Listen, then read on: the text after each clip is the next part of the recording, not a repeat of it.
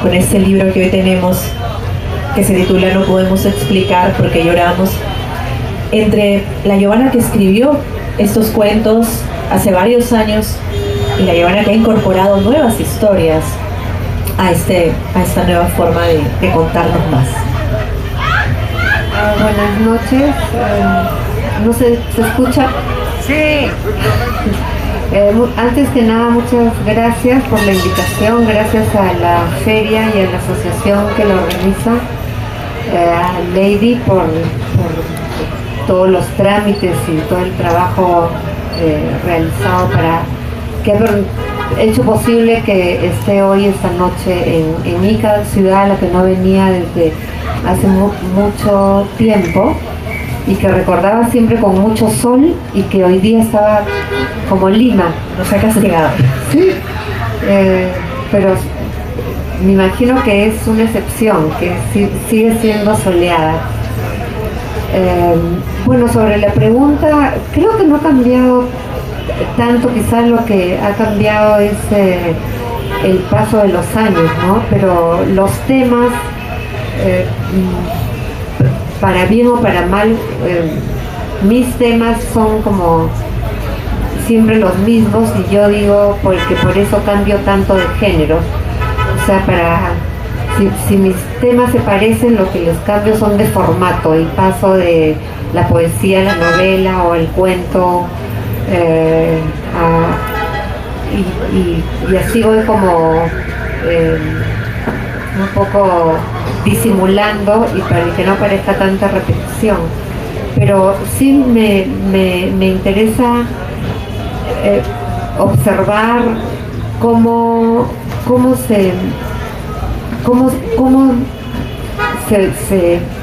es la dinámica de las relaciones, por ejemplo, entre las parejas, entre los amigos y las amigas, en cómo se relaciona uno con una mujer de determinada edad con su entorno frente a determinados estereotipos, o a una serie de estereotipos, como si esos cambian o no, cómo los elaboramos, y creo que nunca voy a terminar de indagar en eso, ¿no? Porque son temas que al menos para mí están en un plano importante. Claro que sí. Sobre todo también es un poco encontrar esas coincidencias con la sociedad que somos, con la manera como están sucediendo muchas cosas, ¿no? Yo recuerdo que hace algunos años la estadística en divorcios era mucho menor de lo que es ahora. Ahora pues, se ha crecido en los últimos 5 años el doble, ¿no? Y me quedaba con un cuento tuyo, por ejemplo, Todo va mejor con Coca-Cola, que me pareció muy interesante, porque además habla de ese momento de quietud en la que a veces los hombres, los maridos, los esposos no se dan cuenta de lo que uno siente, ¿no? Es como esa invisibilidad de lo que está pasando, incluso de los propios deseos sexuales o del gozo, del placer, y de pronto una se siente como invisible, ¿no? Y recordaba un poco el cuento de Monterroso que decía, y el dinosaurio seguía allí, porque a veces los hombres se convierten en esa especie de dinosaurios que no se dan cuenta de la mujer que tienen al lado y la van perdiendo. ¿Cómo fue esa mirada en este cuento? Bueno, yo creo que trabajo me esfuerzo en trabajar desde diferentes miradas, ¿no? Situaciones como las que tú describes. Por ejemplo, en el primer cuento, creo que no está en el primer cuento, que es Detrás de un gran hombre. Ese es un cuento que está narrado desde el punto de vista y con la voz del personaje masculino, y en ese cuento dice, yo no sé, no entiendo qué cosas le pasan a mi mujer cada cierto tiempo, que de pronto se queda callada, no dice nada, no contesta mis preguntas, y bueno, ya han pasado tantos años, y he tenido mi impresión final, mi conclusión después de toda de tanto preocuparme es ya dejar de preocuparme y pensar que es un problema de ella, porque yo no tengo nada que ver, no tengo ninguna responsabilidad en esto que ella que tiene, ¿no? Y un amigo al que le cuenta le dice, oye, pero ¿no? Le empieza a hacer preguntas, pero ¿no crees que quizá no se atreve, quizá te tiene miedo, quizá no es tan... quiere algo distinto a lo que tú, o sea, hay un tema de autoritarismo, ¿no? En una sociedad en que menos mal que las cosas están cambiando, pero no a la velocidad que quisiéramos, en el tema de las relaciones en donde están marcadas por una autoridad patriarcal, ¿no? Y que se acepta de una manera, es como casi genético, ¿no? De generación en generación, es como que se hereda. Y darse cuenta de eso. Y lo curioso, lo que yo siempre cuento, es que esa historia, ese cuento, se dio a leer a un grupo de estudiantes jóvenes en la universidad como parte de un curso, y se hizo una gran polémica. Fue impresionante, porque las chicas decían que entendían por qué ella caía en esa depresión, porque estamos hablando en verdad de una depresión, ¿no? O un estado de casi parálisis, expresado en el cuento en mudez, en incapacidad de moverse también, ¿no? Y los chicos decían, no, está loca, tendrían que tratarla, porque ¿de qué se queja si tiene un marido que es excelente? Ella no tiene que trabajar, le da todo, tiene todas las comodidades. ¿Cuál es el problema, no?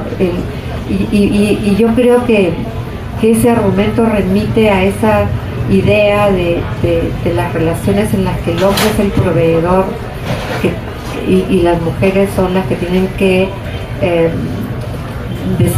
moverse y estar muy contentas en el ámbito doméstico, y de pronto resulta que no es tan sencillo, que no es 2 más 2 igual 4,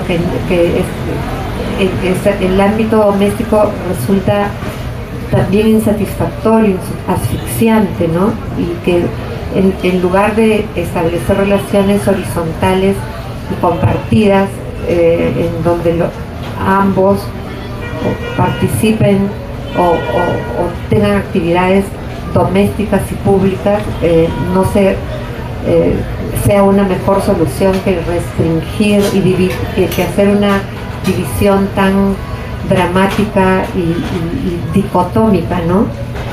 Y tal vez de eso hablan esos cuentos, ¿no? Claro que sí. Además que también hay, digamos, una especie de necesidad marcada en el tiempo, porque si bien es cierto, hoy en día tenemos mucho más mujeres protagonistas de su propia independencia, de su propio cambio, todavía se llega a sentir un poco esa necesidad, ese vacío, digamos que de ambos lados también, porque cuando un hombre se deprime, hay muchos que dicen que cuando el hombre se enamora, pues, y le llegan a dejar, se cae mucho más hondo que la mujer que se llega a recuperar un poco mejor, ¿no? No es lo mismo ver un hombre divorciado que una mujer divorciada. Una mujer divorciada se le ve radiante de pronto y al hombre se le ve caído o hecho una desgracia, en muchos casos, no en todos. Pero sin embargo, hay dentro de estos dos mundos una especie de ausencia siempre como latiendo, como presente, como que cuesta dejar. ¿Crees que en realidad pues somos como una especie de seres incompletos si no estamos con alguien? ¿Se puede concebir la felicidad con el alma libre? Bueno, has tocado un tema que está en el libro, ¿no? Hay un cuento ahí que justamente tiene una cita de una escritora y ensayista norteamericana que se llama Vivian Gornick, que tiene un libro de ensayos excelente a mi gusto que se llama El fin de la novela romántica. Y lo que ella dice justamente de alguna manera yo he tratado de convertir ese ensayo que es teórico, ficcionalizarlo con personajes y con una pequeña trama en un cuento que se llama La otra mitad, ¿no? Y que tiene que ver con una vieja idea que por lo menos se rastrea en el banquete de Platón, cuando Sócrates propone, vamos a hablar del amor. ¿Qué piensan del amor? Y entonces Aristófanes, que es el primero, uno de los invitados, que es el primero, dice, cuenta el mito de Zeus, que se da cuenta que hay unos seres en el planeta que son perfectos porque son hermafroditas, son hombres y mujeres, tienen órganos sexuales masculinos y femeninos, y por lo tanto son superiores a los dioses. Y entonces se pone tan envidioso de observar la superioridad de estos seres que los parte por la mitad. Y desde entonces dice, estas dos mitades vagan por el mundo buscando juntarse para poder estar completos. Y ese mito, bueno, después Sócrates por supuesto lo discute y destruye esta idea, ¿no? Pero el mito ha quedado tan presente a lo largo de los siglos que nos llega hasta hoy en una versión mucho más popular, que es la de la media naranja. Y cuando dicen, ya encontraste tu media naranja, se va a casar, encontró su media naranja, ¿no? Encontró la mitad. Y también un libro La llama doble. En ese libro también Octavio Paz reflexiona a partir de esa idea de los seres humanos como tú dices, como seres completos, y que quizá el único momento de completud que es efímero es en la unión sexual, en la relación erótica, ¿no? que pareciera que fuera como lo que decía Aristófanes, ¿no? La unión completa, y entonces no te falta nada en esos segundos, ¿no? A partir de esa idea trabaja Octavio Paz, elabora todo su ensayo, ¿no? Y Vivian Gornick dice, el cine, las novelas, el teatro, en fin, todo nos ha alimentado a los seres humanos, ha alimentado esa idea, y que en verdad es falsa. O sea, porque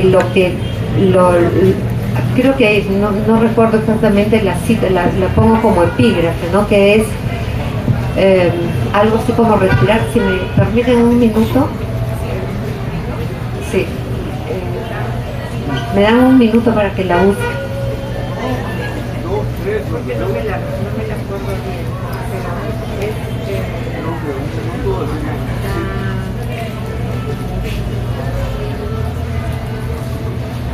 Y yo mismo me acuerdo mucho. A veces pasa así, ¿no?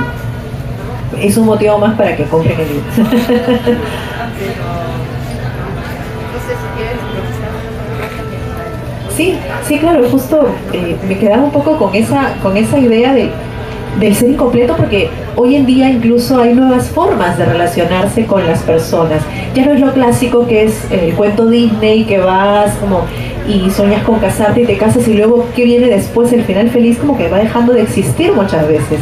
Y hay siempre un después que hay que empezar de nuevo, pero no necesariamente el hecho de tener inmediatamente una pareja, sino el hecho también de buscar otras formas de ser feliz. Incluso veía un video hace poco, una entrevista sobre los LAP, que era como el juntos pero separados, es decir, juntos cuando quieren pero con su vida cada uno en su casa y amando su libertad, ¿no? Eso es otra forma también de estarse un poco y de rebelarse, digamos, un poco del sistema que todavía quiere imponerse un poco con los matrimonios. Bueno, ya la encontré. Estaba preocupada. Está no está en el cuento que dije, la otra mitad, sino un cuento que tiene como título Los adúlteros. La cita es: estaba diciendo en voz alta una verdad dura pero sencilla que todos hemos asimilado.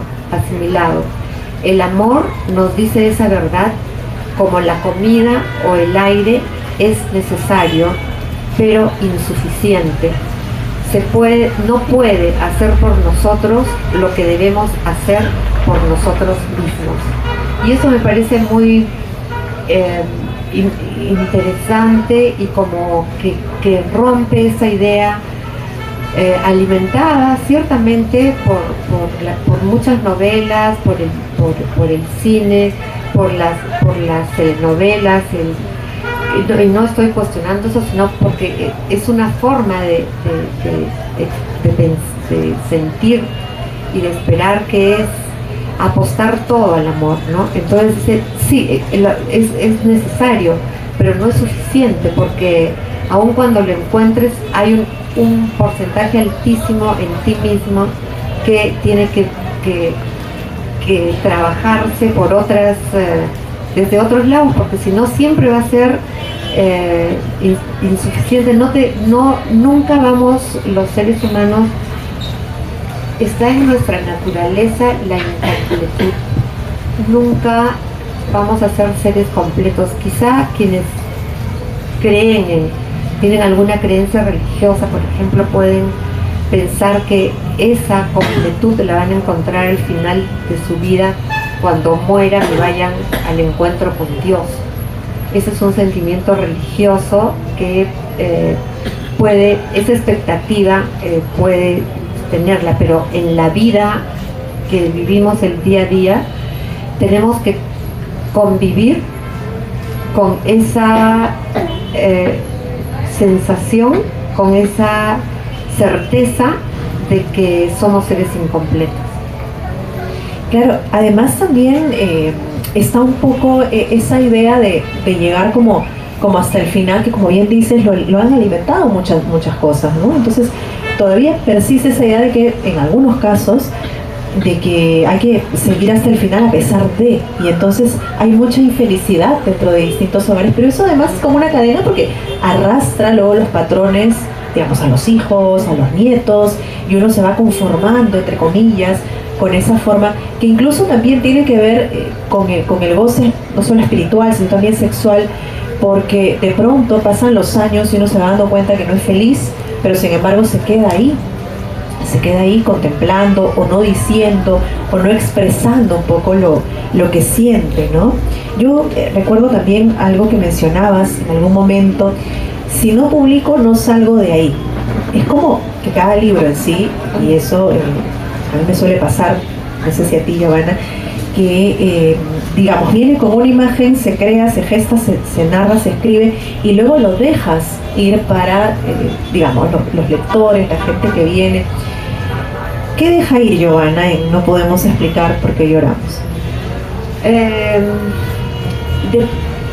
Cuando empiezo a trabajar, yo no escribo tanto, no tengo un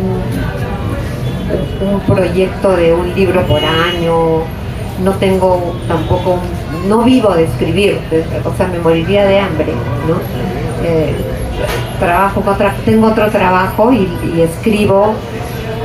Mis proyectos van desarrollándose de una manera lenta, porque es mi manera de trabajar también. En verdad no sé si sería capaz de, si me pongo a pensar, ¿no? Si tuviera el dinero para no trabajar, que me permitiera no trabajar y dedicar, y que mi trabajo sea escribir, concentrarme en la escritura, o con el objetivo de producir novelas, cuentos, lo que fuera. Yo misma no estoy segura si, eso es como los deseos cuando le preguntan a la cucarachita Martina, ¿no? No estoy segura si sería un deseo, si me iría bien, porque a veces me veo como de pronto, y si no me sale nada, y si me demoro mucho, y si no logro encontrar la estructura que necesito para escribir, porque no sé para otros, pero en mi caso la escritura es lenta, o sea, no puedo escribir si no tengo una estructura, un plan, algo que diga, de esto es lo que quiero hablar, y lo voy a desarrollar mediante tal o cual género o formato, y no es que esté escribiendo, estoy pensando, puedo estar, escribir no solamente es estar sentado en la computadora, escribes en verdad todo el tiempo, lo que miras, lo que piensas, cuando lees, cuando vas al cine, cuando conversas. Si eres una persona que quiere escribir, que escribe, estás siempre escribiendo, pero de ahí al libro puede pasar mucho tiempo, ¿no? Entonces, de pronto aparece, yo pongo como ejemplo, cuando yo escribí Entre Mujeres Solas, fue a partir de una conversación de amigas, de un encuentro de amigas de colegio, y a partir de ahí algo sentí, o sea, siempre hay algo que te hace, que te duele, que muestra alguna fractura, una herida. Todos tenemos heridas, todos tenemos algo que nos ha fragmentado, ¿no? Y entonces a partir de ahí sentí como algo del pasado. ¿Cómo elaboro yo el pasado, la juventud, el paso del tiempo, lo que éramos, lo que esperábamos, lo que ahora somos, lo que esperamos que vamos a hacer? Y entonces empiezo a escribir poemas, ¿no? Que tienen que ver con ese, de una manera o de otra, con ese tema, y ahí empiezo a armar el libro, ¿no? Con diferentes temas relacionados con ese sentimiento o esa premisa, digamos, ¿no?